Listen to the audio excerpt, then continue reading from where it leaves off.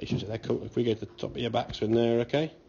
There's kind of your setup, okay? So setup-wise, very, very good. You've got more tidied up with the angles there now in terms of your hand and your body position, okay? As you went back, didn't really turn it, but then from there now it's just lifty, lifty, lifty. Arms there now. So as you start coming back down against the golf ball, you're very much sort of on top of the ball a bit too much. There's kind of frame down there. There's impact, okay? Getting that kind of 20-degree angle there, okay? For me, when this one goes back, hips kind of keep moving a bit more this way. Then the lower half's got space now, so you can unwind, keep that right sort of back and underneath a bit more.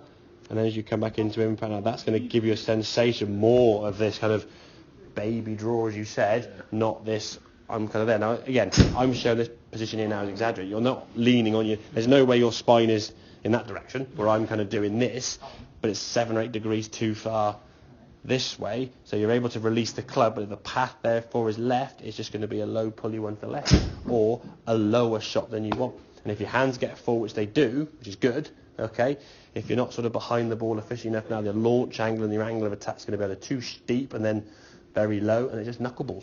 So your 6 iron's kind of a cut-off point where you haven't got that sort of, without being rude, tall standard club head speed or spin, which is to be expected for most guys, with those two guys there, but very few can have that kind of thing. So if you haven't got that launch angle and that club head speed and the spin, the ball's going to come off at there 14 degrees, but just not going to stay in the air long enough. So when it lands, it's coming down at descent angles very, very low, and then it's going to run through the back of the green or not stop at all.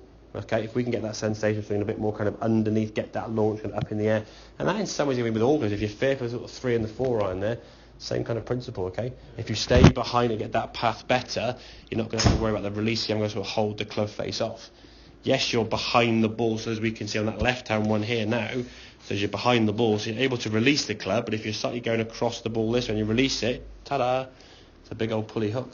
And that's the shot then you're just going to suffer with, and your recovery of doing that is, okay, I'll just hold the face open.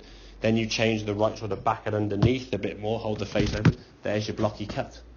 So it's just like your release patterns are slightly out there, okay? But yeah, that launch angle, that last one's pretty good. They get up on that sort of more towards 16. So your shoulders are kind of moving this. You don't want to be kind of that way too much. It feels like you're almost coming way underneath. Almost a sensation that the golf ball is a big kind of loopy high hook. It won't be, but the sensations you're going to be more into this way, not that way, and just driving it low and just, yeah, as I say, just losing flight and losing height. Be interesting what your descent angles are on your clubs, to be fair, but I'll have a look at it in a second. Okay, does that make sense? Cool.